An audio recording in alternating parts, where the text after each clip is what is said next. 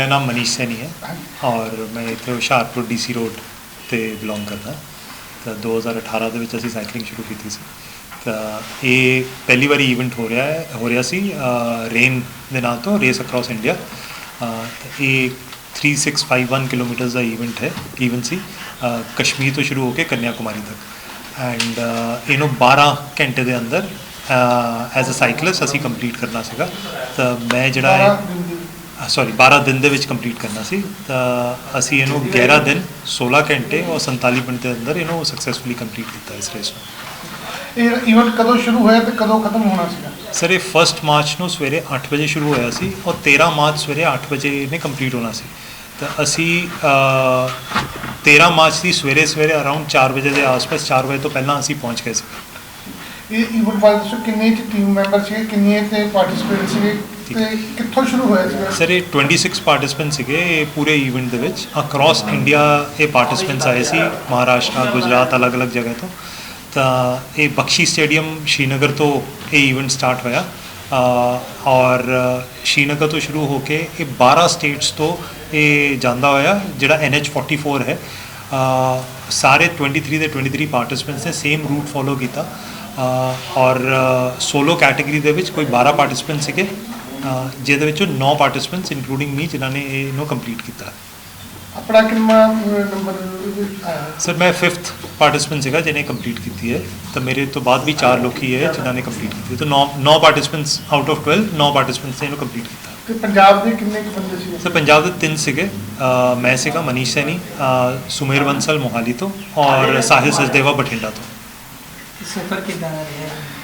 Sir ਬਹੁਤ interesting ਰਿਹਾ। ਬਹੁਤ ਚੀਜ਼ਾਂ ਜਿਹੜੀਆਂ ਸਾਨੂੰ ਲੱਗਦਾ ਸੀ ਕਿ ਸਾਡੀ ਬਾਡੀ ਬਰਦਾਸ਼ਤ ਨਹੀਂ ਕਰ ਸਕਦੀ, ਉਹ ਸਾਨੂੰ ਰੀਅਲਾਈਜ਼ ਹੋਇਆ ਕਿ ਨਾ ਇਹ ਪੂਰਾ ਮਾਈਂਡ ਦਾ ਗੇਮ ਹੈ। ਅਸੀਂ ਸ਼ਾਇਦ 1 ਜਾਂ 2 ਦਿਨ ਹੋਟਲਸ 'ਚ ਰੁਕੇ ਸੀਗੇ। ਉਸ ਤੋਂ ਬਾਅਦ ਅਸੀਂ ਸੜਕਾਂ 'ਤੇ ਸੋਏ ਹਾਂ, ਪੈਟਰੋਲ ਪੰਪਸ 'ਤੇ ਸੋਏ ਹਾਂ, ਅਸੀਂ ਢਾਬਿਆਂ 'ਤੇ ਸੋਏ ਹਾਂ। ਤਾਂ ਕਿਤੇ ਅਸੀਂ ਰੁਕੇ ਨਹੀਂ। ਆਈ ਥਿੰਕ ਇਸ ਪੂਰੀ ਜਰਨੀ ਨੂੰ ਅਸੀਂ ਬਹੁਤ ਜ਼ਿਆਦਾ ਇੰਜੋਏ ਕੀਤਾ। ਬੱਚੇ ਵੀ ਨਾਲ ਸੀਗੇ, ਵਾਈਫ ਵੀ ਨਾਲ ਸੀਗੇ। ਤਾਂ ਸਾਰਾ 11 ਦਿਨ ਅਸੀਂ ਸੜਕ 'ਤੇ ਹੀ ਰਹੇ। ਜਿੱਦਾਂ ਰੇਸ ਸ਼ੁਰੂ ਹੋ ਜਾਂਦੀ ਹੈ, ਲਗਾਤਾਰ ਕੰਟੀਨਿਊ ਰੇਸ ਸੀਗੀ, ਉਹ 'ਚ ਕਿੰਨੀ ਦੇਰ ਤੁਸੀਂ ਸਾਈਕਲ ਚਲਾਉਂਦੇ ਸੀ, ਕਿੰਨੀ ਦੇਰ ਰੈਸਟ ਕਰਦੇ, ਕਿਸ ਤਰ੍ਹਾਂ ਰਿਹਾ ਸਫ਼ਰ? ਸਰ ਪਹਿਲੇ 3 ਦਿਨ ਤਾਂ, ਕਿਉਂਕਿ ਪਹਿਲੀ ਵਾਰੀ ਰੇਸ ਹੋਈ ਸੀ ਤਾਂ ਇੰਨਾ ਅੰਦਾਜ਼ਾ ਨਹੀਂ ਸੀਗਾ। ਪਹਿਲੇ 3 ਦਿਨ ਤਾਂ ਅਸੀਂ 12 ਘੰਟੇ ਸਾਈਕਲ ਚਲਾਈ ਹੈ ਔਰ 6 ਤੋਂ 8 ਘੰਟੇ ਅਸੀਂ ਕੰਟੀਨਿਊਸ ਰੈਸਟ ਕੀਤਾ ਔਰ ਵਿੱਚ ਰੁਕ ਕੇ ਸਾਈਕਲ ਚਲਾਈ ਹੈ। ਲੇਕਿਨ 3 ਦਿਨ ਬਾਅਦ ਰੀਅਲਾਈਜ਼ ਹੋਇਆ ਕਿ ਜੇ ਅਸੀਂ ਇੱਦਾਂ ਚਲਾਵਾਂਗੇ ਤਾਂ ਹੋ ਸਕਦਾ ਅਸੀਂ ਟਾਈਮ ਸਿਰ ਨਾ ਪਹੁੰਚੀਏ।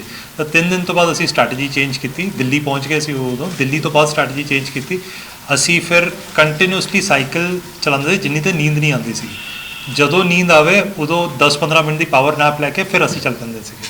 ਤਾਂ ਖਾਣਾ ਜਿਹੜਾ ਹੈ ਅਸੀਂ ਦਿਨ 'ਚ 2 ਵਾਰੀ ਰੁਕ ਕੇ ਖਾਂਦੇ ਹੁੰਦੇ ਸੀਗੇ। ਕਿਸੇ ਵੀ ਢਾਬੇ 'ਤੇ, ਅੱਛੇ ਢਾਬੇ 'ਤੇ ਰੁਕ ਕੇ 2 ਵਾਰੀ ਖਾਣਾ ਔਰ ਕੋਸ਼ਿਸ਼ ਕਰਨਾ ਕਿ ਜਦੋਂ 2 ਵਾਰੀ ਰੁਕਣਾ ਉਦੋਂ ਹੀ 1 ਘੰਟੇ ਦੀ ਅਸੀਂ ਸਲੀਪ ਲੈ ਲਈਏ, 1 ਘੰਟੇ ਦੀ ਜਾਂ 2 ਘੰਟੇ ਦੀ ਸਲੀਪ ਲੈ ਲਈਏ।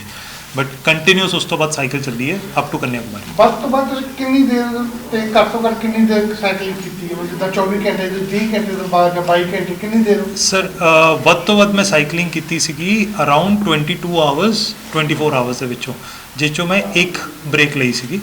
ਔਰ ਮਿਨੀਮਮ ਜਿਹੜੀ ਮੇਰੀ ਸਾਈਕਲਿੰਗ ਹੋਈ ਆ ਉਹ ਆਈ ਥਿੰਕ ਫਸਟ ਡੇ ਹੀ ਹੋਈ ਹੈ, ਜਦੋਂ ਮੈਂ ਸਿਰਫ 11.5 ਘੰਟੇ ਸਾਈਕਲ ਚਲਾਈ ਸੀ। ਹੁਣ ਜਿੱਦਾਂ ਇਹ ਤੁਸੀਂ ਟਾਸਕ ਕੰਪਲੀਟ ਕਰ ਲਿਆ, ਹੁਣ ਅਗਲਾ ਟਾਸਕ ਕਿਹੜਾ ਤੁਹਾਨੂੰ ਹੈਗਾ ਜਿਹੜਾ? ਸਰ ਇਹ ਵਾਲੀ ਜਿਹੜੀ ਰੇਸ ਹੈ ਇਹ ਕੁਆਲੀਫਾਈਂਗ ਰੇਸ ਹੈ ਫॉर ਰੇਸ ਅਕ੍ਰੋਸ ਅਮਰੀਕਾ ਔਰ ਇਕੁਅਲੀ ਟਫ ਹੈ ਕਿਉਂਕਿ ਉਹ 5000 ਕਿਲੋਮੀਟਰ ਦੀ ਰੇਸ ਹੈ। ਇਹ 3651 ਕਿਲੋਮੀਟਰ ਦੀ ਰੇਸ ਸੀ ਜਿਹਨੂੰ ਮੈਂ 12 ਦਿਨ 'ਚ ਕੰਪਲੀਟ ਕਰਨਾ ਸੀ। ਉਹ 5000 ਕਿਲੋਮੀਟਰ ਦੀ ਰੇਸ ਹੈ ਜਿਹਨੂੰ 12 ਦਿਨ 'ਚ ਕੰਪਲੀਟ ਕਰਨਾ।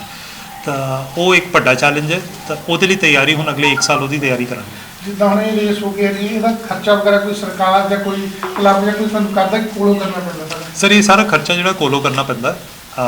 ਮੈਂ ਪਰਸਨਲੀ ਕਿਸੇ ਤੋਂ ਸਪੋਂਸਰਸ਼ਿਪ ਮੰਗੀ ਨਹੀਂ ਸੀ, ਨਾ ਲਈ ਸੀਗੀ। ਬਟ ਆਈ ਥਿੰਕ ਇਹ ਕੁਝ ਲੋਕਾਂ ਨੇ ਸਪੋਂਸਰਸ਼ਿਪ ਲਈ ਸੀ ਜਿਨ੍ਹਾਂ ਨੇ ਆਪਣੇ ਫਰੈਂਡ ਸਰਕਲ 'ਚੋਂ ਜਿਹੜਾ ਪੈਸਾ ਲਿਆ ਸੀ ਜਾਂ ਕਿਸੇ ਕੰਪਨੀ ਨੇ ਸਪੋਂਸਰਸ਼ਿਪ ਕੀਤਾ ਸੀ।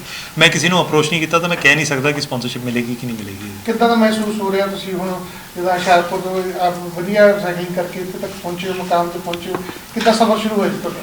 ਸਰ 2018 ਦੇ ਵਿੱਚ ਸਾਈਕਲਿੰਗ ਦੇ ਵਿੱਚ ਆਏ ਸੀ ਅਸੀਂ ਪੰਜਾਬ ਬਾਈਕਰਸ ਕਲੱਬ ਦੇ ਨਾਲ ਮਿਲ ਕੇ। ਅਭਿਸ਼ੇਕ ਕਸ਼ਯਪ ਨੇ ਸਾਨੂੰ ਇੰਸਪਾਇਰ ਕੀਤਾ ਸੀ ਸਾਈਕਲਿੰਗ ਸ਼ੁਰੂ ਕਰਨ ਦੇ ਵਿੱਚ। ਤਾਂ ਹੌਲੀ ਲੋਕਾਂ ਨੂੰ ਦੇਖ ਕੇ, ਉਹਨਾਂ ਤੋਂ ਇੰਸਪਾਇਰ ਹੋ ਕੇ ਹੁਸ਼ਿਆਰਪੁਰ ਦੀ ਸਾਈਕਲਿੰਗ ਨੂੰ ਥੋੜ੍ਹਾ ਜਿਹਾ ਅੱਗੇ ਲੈ ਕੇ ਗਏ। ਜਿੱਦਾਂ ਜਿੱਦਾਂ ਟ੍ਰੇਨਿੰਗ ਚੱਲਦੀ ਗਈ, ਜਿੱਦਾਂ ਜਿੱਦਾਂ ਸਾਨੂੰ ਰੀਅਲਾਈਜ਼ ਹੋਇਆ ਸਾਈਕਲਿੰਗ ਦੇ ਵਿੱਚ ਹੋਰ ਚੀਜ਼ਾਂ ਕੀਤੀਆਂ ਜਾ ਸਕਦੀਆਂ। ਬਰੇਵੇਜ਼ ਕੀਤੀਆਂ, 200-300 ਕਿਲੋਮੀਟਰ ਦੀ ਕੀਤੀ। ਸ਼ਿਵਾਲਿਕ ਸਿਗਨੇਚਰ ਰੇਸ ਪੰਜਾਬ 'ਚ ਹੁੰਦੀ ਹੈ 650 ਕਿਲੋਮੀਟਰ ਦੀ, ਉਹ ਅਸੀਂ ਕੰਪਲੀਟ ਕੀਤੀ। ਤਾਂ ਰੀਅਲਾਈਜ਼ ਹੋਇਆ ਕਿ ਨਾ ਇਹ ਵੀ ਇਸ ਤੋਂ ਵੱਡੀ ਵੀ ਜੇ ਕੋਈ ਰੇਸ ਹੋਵੇ ਤਾਂ ਉਹਨੂੰ ਕਰਨਾ ਚਾਹੀਦਾ। ਅਤੇ ਇੰਡੀਆ ਦੇ ਵਿੱਚ ਕਿਉਂਕਿ ਪਹਿਲੀ ਵਾਰੀ ਰੇਸ ਹੋ ਰਹੀ ਸੀ ਤਾਂ I wanted to be part of this first edition. ਤਾਂ ਬਹੁਤ ਇੰਟਰਸਟਿੰਗ ਐਕਸਪੀਰੀਅੰਸ ਸੀਗਾ। ਆਈ ਥਿੰਕ ਮੈਨੂੰ ਲੱਗਦਾ ਹੈ ਕਿ ਹੁਸ਼ਿਆਰਪੁਰ ਦੀ ਜਿਹੜੀ ਸਾਈਕਲਿੰਗ ਕਮਿਊਨਿਟੀ ਉਹ ਬਹੁਤ ਵੱਡੀ ਹੈ। ਤਾਂ ਇਹ ਅਚੀਵਮੈਂਟ ਤੋਂ ਬਾਅਦ ਆਈ ਐਮ ਸ਼ੋਰ ਕਿ ਅਗਲੇ ਸਾਲ ਅਸੀਂ ਇਸ ਰੇਸ ਦੇ ਵਿੱਚ ਕਮ ਸੇ ਕਮ 10 ਪਾਰਟਿਸਪੈਂਟਸ ਤਾਂ ਇੱਥੋਂ ਭੇਜਾਂਗੇ ਹੁਸ਼ਿਆਰਪੁਰ 'ਚ। Thank you. ਦੇਖੋ ਜੀ, ਜਿਹੜੀ ਰੇਸ ਅਕ੍ਰੋਸ ਇੰਡੀਆ ਹੋਈ ਹੈ, ਇਹ ਇੰਡੀਆ 'ਚ ਪਹਿਲੀ ਵਾਰ ਹੋਈ ਹੈ ਜਿਹੜੀ ਕਿ ਰੇਸ ਕਸ਼ਮੀਰ ਤੋਂ ਲੈ ਕੇ ਕੰਨਿਆ ਕੁਮਾਰੀ ਤੱਕ ਹੋਈ ਹੈ। ਇਹਨੂੰ ਡਾਕਟਰ ਅਮਿਤ ਸਮਰਥ ਜਿਹੜੇ ਕਿ 16 ਟਾਈਮ ਆਇਰਨ ਮੈਨ ਨੇ, ਉਹਨਾਂ ਨੇ ਇਸ ਰੇਸ ਨੂੰ ਕੰਡਕਟ ਕਰਵਾਇਆ, ਆਰਗੇਨਾਈਜ਼ ਕਰਵਾਇਆ। ਔਰ ਇਹ ਇੰਡੀਆ 'ਚ ਸਭ ਤੋਂ ਲੰਬੀ ਰੇਸ ਔਰ ਏਸ਼ੀਆ ਦੀ ਸਭ ਤੋਂ ਲੰਬੀ ਰੇਸ ਮੰਨੀ ਗਈ ਹੈ। ਇਹ ਰੇਸ ਜਿਹੜੀ ਹੈ, ਇਸ ਰੇਸ ਅਕ੍ਰੋਸ ਅਮਰੀਕਾ ਦਾ ਕੁਆਲੀਫਾਇਰ ਹੈ, ਜਿਹਦੇ ਵਿੱਚ ਕਿ ਜੋ ਬੰਦਾ ਇਸ ਰੇਸ ਨੂੰ ਪੂਰੇ ਨਿਯਮ ਔਰ ਟਾਈਮ ਦੇ ਵਿੱਚ ਪੂਰਾ ਕਰਦਾ ਹੈ, ਉਹਨੂੰ ਰੇਸ ਅਕ੍ਰੋਸ ਅਮਰੀਕਾ ਦੇ ਲਈ ਅਗਲੇ 2 ਸਾਲਾਂ 'ਚ ਉਹ ਅਟੈਂਪਟ ਕਰ ਸਕਦਾ ਹੈ। ਇਸ ਰੇਸ ਨੂੰ ਕਰਨ ਦਾ ਸਭ ਤੋਂ ਵੱਡਾ ਔਰ ਇਹਨੂੰ ਇਸ ਤੋਂ ਜਿਹੜੀ ਸਭ ਤੋਂ ਵੱਡੀ ਚੀਜ਼ ਸਾਨੂੰ ਮਿਲ ਸਕਦੀ ਹੈ, ਸਾਡੀ ਕਮਿਊਨਿਟੀ ਨੂੰ ਮਿਲ ਸਕਦੀ ਹੈ, ਉਹ ਇਹ ਹੈ ਕਿ ਇਹਦੇ ਨਾਲ ਇੱਕ ਰੇਸਿੰਗ ਦਾ ਔਰ ਇੱਕ ਪ੍ਰੋਫੈਸ਼ਨਲ ਰੇਸਿੰਗ ਦਾ ਇੱਥੇ ਕਲਚਰ ਡਿਵੈਲਪ ਹੋ ਸਕਦਾ ਹੈ। ਔਰ ਉਹਦੇ ਲਈ ਬਹੁਤ ਵੱਡੀ ਹੈਲਪ ਹੋਏਗੀ ਔਰ ਲੋਕਾਂ ਨੂੰ ਇਸ ਤੋਂ ਇੰਸਪੀਰੇਸ਼ਨ ਵੀ ਮਿਲੇਗੀ। ਔਰ ਸਭ ਤੋਂ ਵੱਡੀ ਗੱਲ ਹੈ ਕਿ ਇੱਕ ਸਾਈਕਲਿੰਗ ਦਾ ਜੋ এনवायरमेंट ਹੈ ਉਹ ਡਿਵੈਲਪ ਹੋਏਗਾ। ਅੱਜ ਮੈਨੂੰ ਬੜਾ ਪ੍ਰਾਊਡ ਫੀਲ ਹੋ ਰਿਹਾ ਕਿ ਇੱਕ ਕਪਲ ਨੇ ਸਾਡੇ ਨਾਲ ਜਰਨੀ ਸ਼ੁਰੂ ਕੀਤੀ ਸੀਗੀ ਔਰ ਹੁਣ ਪੂਰਾ ਦਾ ਪੂਰਾ ਇੱਕ ਵ੍ਰਿਕਸ਼ ਬਣ ਕੇ ਇੱਕ ਫੈਮਿਲੀ ਇਹਦੇ ਵਿੱਚ ਨਿਕਲ ਕੇ ਆਈ ਹੈ। ਔਰ ਇਸ ਤੋਂ ਵੱਡੀ ਚੀਜ਼ ਤਾਂ ਕੋਈ ਹੋ ਨਹੀਂ ਸਕਦੀ। ਲੱਗਦਾ ਨਹੀਂ ਪਿਛਲੇ ਇਹ ਸਮੇਂ ਤੋਂ ਹੁਣ ਅੱਜ ਦੇ ਸਮੇਂ ਤੱਕ ਪਹਿਲਾਂ ਸਾਈਕਲਿੰਗ ਨੂੰ ਮੰਨਿਆ ਨਹੀਂ, ਚੰਗਾ ਨਹੀਂ ਮੰਨਿਆ ਜਾਂਦਾ, ਲੋਕੀ ਵੈਸੇ ਹੀ ਬੰਦ ਕਰ ਰਹੇ ਸੀਗੇ। ਜਦੋਂ ਦਾ ਤੁਸੀਂ ਪੰਜਾਬ ਬਾਈਕ ਕਲੱਬ ਬਣਾਇਆ ਤਾਂ ਉਸ ਤੋਂ ਬਾਅਦ ਸਾਈਕਲਿੰਗ ਕਾਫੀ ਪ੍ਰਮੋਟ ਕੀਤਾ, ਕਾਫੀ ਲੋਕ ਇਹਦੇ ਵਿੱਚ ਆ ਰਹੇ ਨੇ। ਸਰ ਦੇਖੋ, ਪੰਜਾਬ ਬਾਈਕਰ ਕਲੱਬ ਬਣਾਉਣ ਦਾ ਮੇਨ ਮਕਸਦ ਇਹੀ ਸੀਗਾ ਕਿ ਅਸੀਂ ਸਾਈਕਲਿੰਗ ਨੂੰ ਡਿਵੈਲਪ ਕਰੀਏ। ਸਾਈਕਲਿੰਗ ਸਿਰਫ ਸਾਈਕਲ ਨਹੀਂ ਹੈ, ਸਾਈਕਲ ਚਲਾਉਣਾ ਨਹੀਂ ਹੈ, ਸਾਈਕਲ ਚਲਾਉਣ ਦਾ ਸਹੀ ਵਿਧੀ ਕੀ ਹੈ ਉਹ ਮੇਨ ਚੀਜ਼ ਹੈ। ਤੁਸੀਂ ਸਾਈਕਲ ਕਿਤੇ ਵੀ ਲਓ, ਕੋਈ ਵੀ ਲਓ, ਲੇਕਿਨ ਜੇ ਤੁਸੀਂ ਪ੍ਰੋਪਰ ਆਪਣੇ ਹਾਈਟ ਔਰ ਆਪਣੇ ਸਹੀ ਤਰੀਕੇ ਨਾਲ ਸਾਈਕਲ ਨੂੰ ਨਹੀਂ ਚਲਾ ਰਹੇ ਤਾਂ ਤੁਹਾਨੂੰ ਸਾਈਕਲਿੰਗ 'ਚ ਕਦੀ ਮਜ਼ਾ ਨਹੀਂ ਆਏਗਾ। ਉਹਦਾ ਮੈਂ ਇੱਕ ਛੋਟਾ ਜਿਹਾ ਉਦਾਹਰਨ ਦੇਣਾ। ਜਦੋਂ ਬੱਚਾ ਬਹੁਤ ਛੋਟਾ ਹੁੰਦਾ ਨਾ, ਉਹ ਦਿਨ ਰਾਤ ਸਾਈਕਲ ਚਲਾਉਣਾ ਚਾਹੁੰਦਾ ਹੈ, ਲੇਕਿਨ ਜਿੱਦਾਂ ਜਿੱਦਾਂ ਵੱਡਾ ਹੁੰਦਾ ਜਾਂਦਾ ਉਹਨੂੰ ਸਾਈਕਲ ਤੋਂ ਉਚਾਟ ਹੁੰਦਾ ਜਾਂਦਾ ਹੈ। ਉਹਦਾ ਕਾਰਨ ਇਹੀ ਹੈ ਕਿਉਂਕਿ ਉਹਦੇ ਸਾਈਕਲ ਉਹਦੇ ਨਾਲ ਵੱਡਾ ਨਹੀਂ ਹੁੰਦਾ। ਦੂਜੀ ਗੱਲ ਇਹ ਹੈ ਕਿ ਜਦੋਂ ਅਸੀਂ ਇੱਥੇ ਸਾਈਕਲਿੰਗ ਨੂੰ ਪ੍ਰਮੋਟ ਕਰ ਰਹੇ ਹਾਂ ਤੇ ਸਾਈਕਲਿੰਗ ਦੇ ਲਈ ਇੱਕ এনवायरमेंट ਚਾਹੀਦਾ ਹੈ ਔਰ ਸਾਈਕਲਿੰਗ ਤੋਂ ਰੂਰਲ ਏਮਪਲੋਇਮੈਂਟ ਜਨਰੇਸ਼ਨ ਸਭ ਤੋਂ ਵੱਡੀ ਚੀਜ਼ ਹੈ। ਸਾਡੇ ਇੱਥੇ ਕੰਢੀ ਏਰੀਆ ਹੈ, ਜੰਗਲ ਹੈ, ਪਹਾੜ ਹੈ, ਇੱਥੇ ਬਹੁਤ ਅੱਛੇ ਸਾਈਕਲਿੰਗ ਟਰੈਕਸ ਬਣ ਸਕਦੇ ਹੈ। ਇੱਥੇ ਬਹੁਤ ਜ਼ਬਰਦਸਤ ਤਰੀਕੇ ਨਾਲ ਸਾਈਕਲਿੰਗ ਤੋਂ ਏਮਪਲੋਇਮੈਂਟ ਜਨਰੇਟ ਹੋ ਸਕਦਾ ਹੈ। ਪਿੰਡਾਂ ਦੇ ਵਿੱਚ ਹੋਮ ਸਟੇਜ਼ ਔਰ ਸਾਈਕਲ ਟਰੈਕ ਬਣ ਸਕਦੇ, ਜਿਸ ਤੋਂ ਕਿ ਸਾਈਕਲ ਦੇ ਮਨਰੇਗਾ ਦੇ ਫੰਡਸ ਤੋਂ ਹੀ ਸਾਈਕਲਿੰਗ ਟਰੈਕਸ ਪਿੰਡਾਂ ਜੰਗਲ ਦੇ ਵਿੱਚ ਬਣ ਸਕਦੇ ਆ, ਜੰਗਲਾਤ ਮਹਿਕਮੇ ਦੇ ਪੂਰੇ ਸਹਿਯੋਗ ਦੇ ਨਾਲ। ਪਰ ਦੇਖਿਆ ਜਾਵੇ ਕਿਤੇ ਨਾ ਕਿਤੇ ਸਰਕਾਰ ਅਣਦੇਖਿਆ ਕਰ ਰਹੀ ਹੈ ਇਸ ਚੀਜ਼ ਨੂੰ। ਉਹਨਾਂ ਨੂੰ ਵੀ ਚਾਹੀਦਾ ਕਿ ਸਰਕਾਰ ਨੂੰ ਵੀ ਪ੍ਰਮੋਟ ਕਰਨ ਲਈ ਕੋਈ ਨਾ ਕੋਈ ਸਾਈਕਲਿੰਗ ਨੂੰ ਕੋਈ ਨਾ ਕੋਈ ਅੱਗੇ ਆਉਣਾ ਚਾਹੀਦਾ। ਸਰਕਾਰ ਅਣਦੇਖਾ ਨਹੀਂ ਕਰ ਰਹੀ ਹੈ, ਸਰਕਾਰ ਵੀ ਇਹਦੇ ਵੱਲ ਬਹੁਤ ਜ਼ਿਆਦਾ ਪ੍ਰਯਤਨ ਕਰ ਰਹੀ ਹੈ। ਔਰ ਸਭ ਤੋਂ ਵੱਡੀ ਜਿਹੜਾ ਪ੍ਰਯਤਨ ਸਾਨੂੰ ਚਾਹੀਦਾ ਹੈ, ਅਸੀਂ ਇਸ ਚੀਜ਼ ਨੂੰ ਕਰੀਏ ਕਿ ਹਰ ਬੰਦਾ ਛੋਟੇ ਸਟੈਪਸ ਲਏ ਸਾਈਕਲਿੰਗ ਦੇ ਵਿੱਚ। ਅਸੀਂ ਸਰਕਾਰ 'ਤੇ ਹਰ ਚੀਜ਼ ਨਹੀਂ ਛੱਡ ਸਕਦੇ।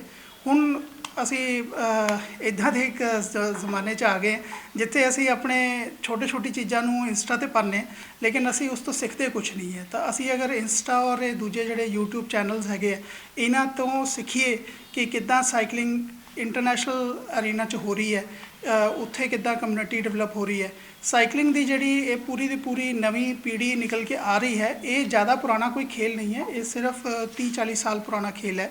ਔਰ ਇਸ ਦੇ ਵਿੱਚ ਬਹੁਤ ਸਾਰੇ ਮਤਲਬ ਕਿ ਮੈਂ ਚੈਲੰਜ ਕਰਕੇ ਕਹਿ ਸਕਦਾ ਕਿ ਵਿਦਿਨ 1 ਈਅਰ ਪੰਜਾਬ ਦੇ ਵਿੱਚ ਨੈਸ਼ਨਲ ਮੈਡਲ ਆ ਸਕਦਾ ਹੈ।